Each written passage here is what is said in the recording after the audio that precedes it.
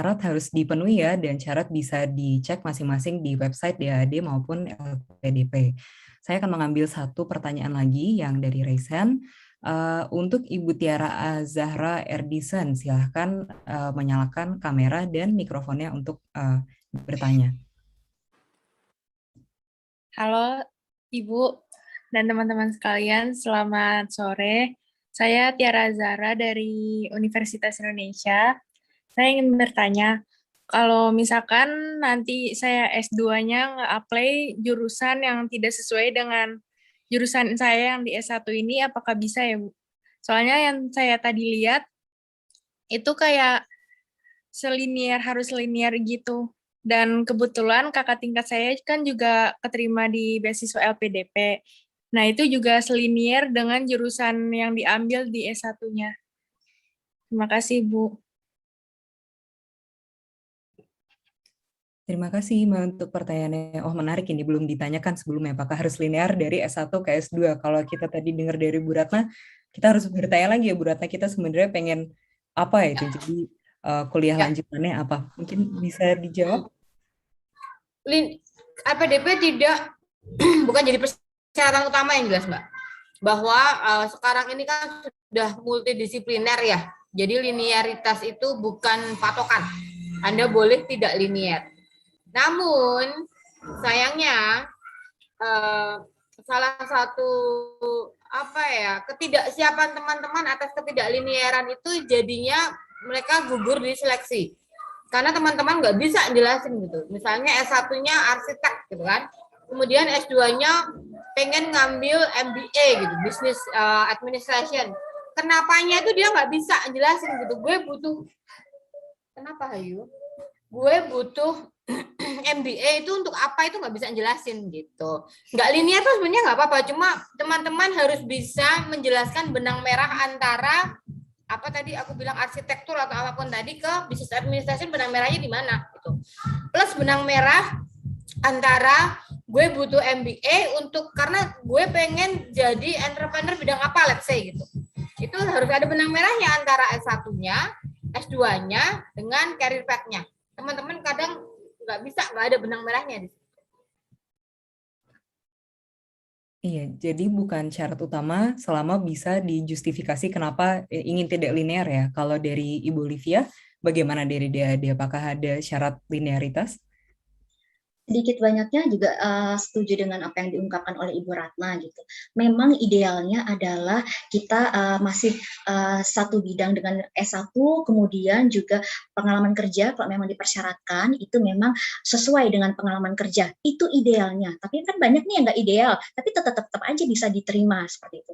Sepanjang memang betul kalau Ibu Ratna tadi bilang di proses wawancara, nah kalau di AAD karena dalam skema beasiswa untuk S2 tidak ada wawancara, di surat motivasi tolong dijelaskan gitu, karena gimana bisa tim penyeleksi bisa mengenal Anda itu lebih baik gitu ya, kan mengenal tujuan motivasi Anda lebih baik kan di surat motivasi itu. CV sudah ada tapi secara gambaran umum aja gitu, tapi tujuannya ini yang dan alasan kenapa pilih jurusan itu yang kita anggapnya mungkin kurang linier atau sedikit linier seperti itu. Jadi silakan coba aja.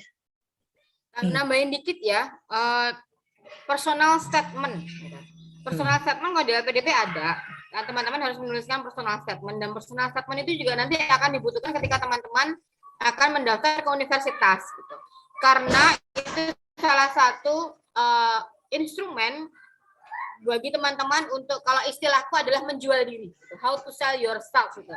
Bagaimana calon supervisor, bagaimana universitas menilai Anda gitu, secara lebih dalam satu instrumen yang lebih komprehensif gitu kan.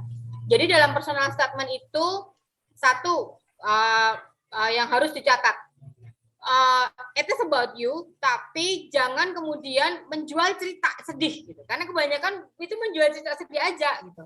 Kemudian yang kedua, kalau bahasa Jawanya jangan geladrah. Geladrah itu apa ya? Ceritanya jadi kemana-mana gitu, nggak fokus gitu. Jadi memang benang merah itu kuncinya.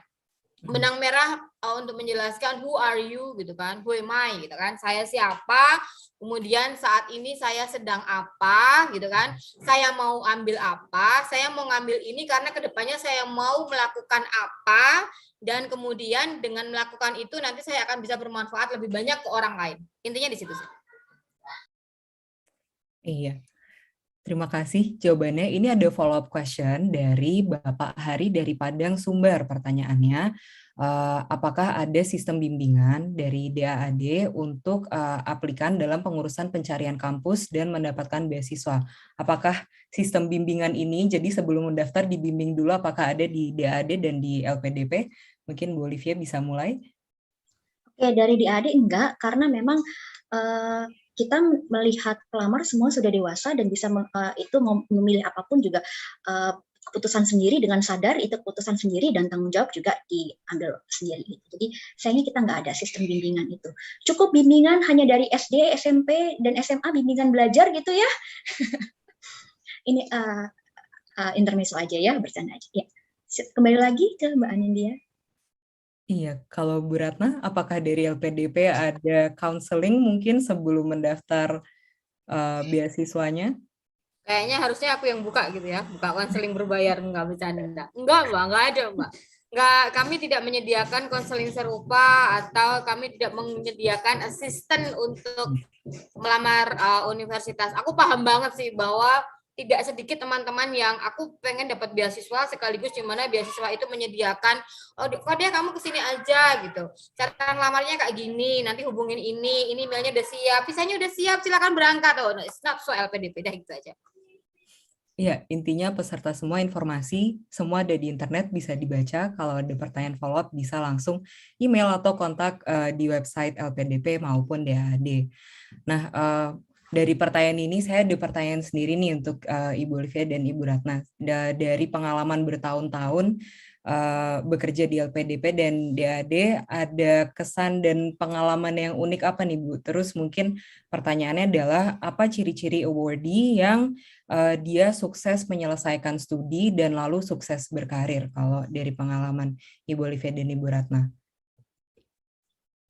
Rasanya Bu Ratna ada sedikit gangguan, sudah kembali. Mungkin Ibu Olivia bisa bercerita apa nih pengalaman selama bekerja di DAAD dan kira-kira ciri-ciri kandidat yang sukses untuk menyelesaikan studi dan berkarir itu seperti apa, Bu Olivia? Oke, pengalaman saya mungkin pengalaman yang menggelitik ya. Kadang ketika orang mendaftar beasiswa ataupun mendaftar program studi dengan biaya sendiri gitu ya, mereka berusaha kepada kami untuk menegosiasi persyaratan. Contoh IELTS gitu ya, contoh TOEFL IBT, boleh nggak ya paper base gitu ya, boleh nggak ya ITP gitu ya, sertifikat ini berlaku nggak ya, sertifikat ini berlaku nggak ya, kayak seperti itu. Ditawar gitu. Padahal kan kalau itu sudah ada standarnya ya, standar dari perguruan tinggi gitu ya.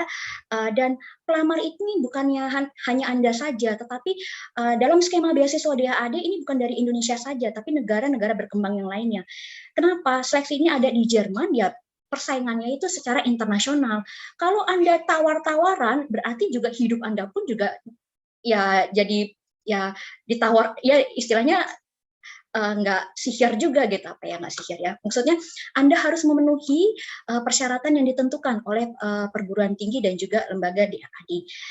Kalau bisa kualifikasinya lebih tinggi lagi, sampai ada yang bilang gini, Bu boleh nggak ya sertifikat IELTS ini diganti IELTS-nya 6 jadi 5 atau 4,5 gitu, atau mungkin diganti dengan sertifikat vaksin.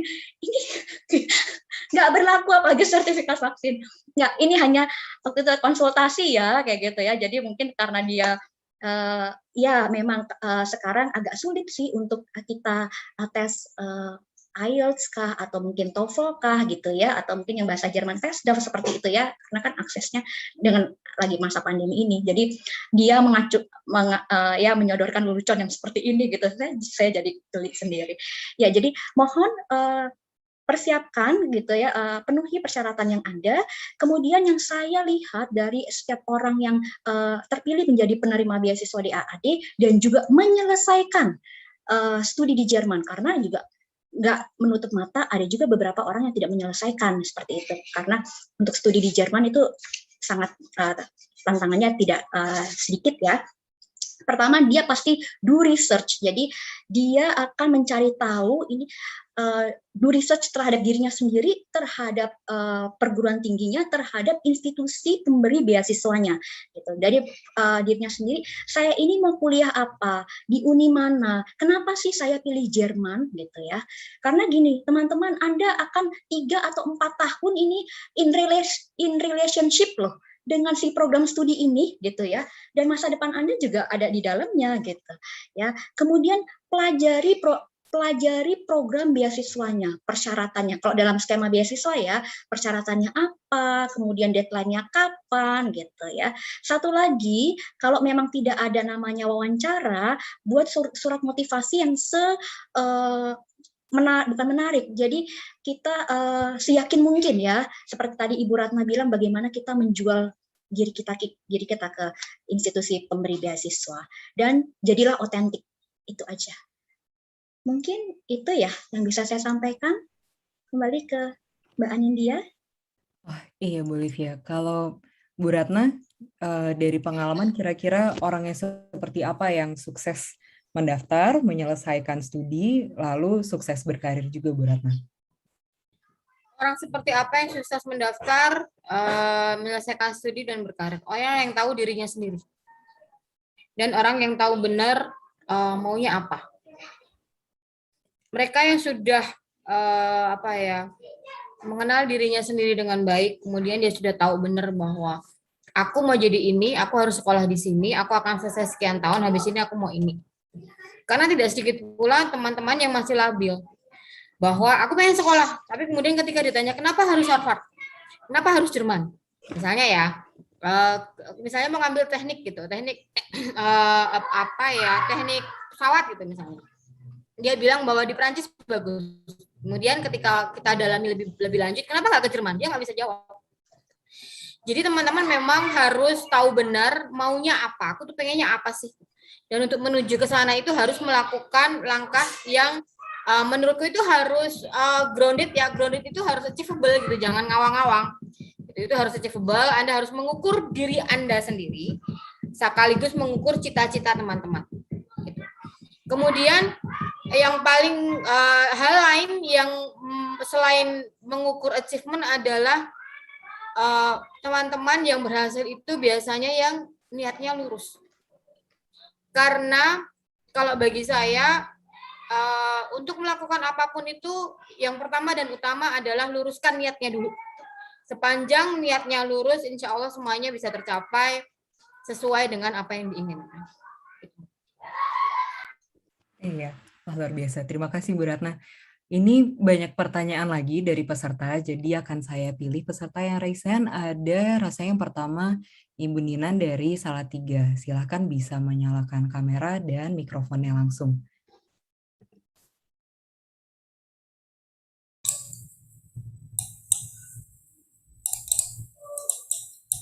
Kok nggak bisa ya?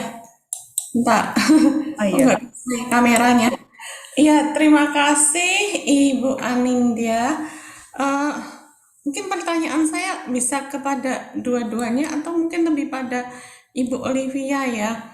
Ketika saya mendengar berita ini, kemudian salah satu informasinya itu untuk membuka salah satu website gitu. Saya sempat buka, tapi saya lupa waktu itu alamatnya di mana. Itu salah satu beasiswa yang diberikan oleh DAAD itu ada untuk ya semacam mungkin postdoc atau mini postdoc ya, karena kalau postdoc itu kan setahun, tapi itu kayaknya antara 3 bulan sampai 6 bulan dan di cover semuanya untuk orang yang sudah khususnya dosen yang sudah lulus S3, sudah sekian tahun bekerja untuk melakukan semacam penelitian gitu. Nah, tapi kok tadi di penjelasan kok tidak ada, padahal saya lihat ada di websitenya DAAD. Nah, itu bagaimana penjelasannya? Terima kasih. Terima kasih Bu Ninan pertanyaannya. Silakan Bu Olivia. Ya, Terima kasih Bu Nina untuk pertanyaannya. Betul Bu, Ibu, kita ini dari DAAD Pusat ini bisa lebih dari 50 program beasiswa gitu, bantuan dan juga beasiswa seperti itu ya, ada banyak sekali. Dan yang Ibu tanyakan terkait dengan postdoc, betul kita memang ada program beasiswanya ya, bantuan dananya namanya research stays gitu ya. Memang sengaja saya tidak tampilkan di sini oleh karena memang keterbatasan waktu, dan kalau memang biasanya kami memang mengadakan sendiri info session bagi doktor dan juga postdoc seperti itu. Jadi dari yang hadir di sini kebanyakan tadi ya di Kahoot terlihat ya statistiknya S1 dan S2 gitu ya. Jadi informasinya memang tidak saya tampilkan gitu. Tapi Ibu ada betul, kalau memang Ibu nanti untuk informasi selengkapnya ini bisa langsung saja berkirim email dengan rekan saya Ibu Muji Rahayu, muji@daadjkt.org. Muji Rahayu ya? Iya, betul. Ada di website itu. Muji@daad.jakarta tadi?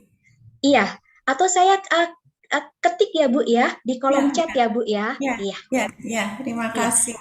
Ya berarti bisa ya, masih memungkinkan ya? Iya, masih memungkinkan Ibu. Nggak salah yang saya lihat itu deadline-nya Oktober tanggal 25 kalau nggak salah ya. Ya, ini juga saya nggak begitu hafal semua deadline-nya Ibu. Mohon maaf. Iya, ya nanti minta informasi siapa yang harus dihubungi aja. Terima kasih Ibu. Saya sudah ketik ya Ibu ya di kolom chat ya. Ibu Muji DAAD Jakarta ya. Oke, jadi matur nuwun.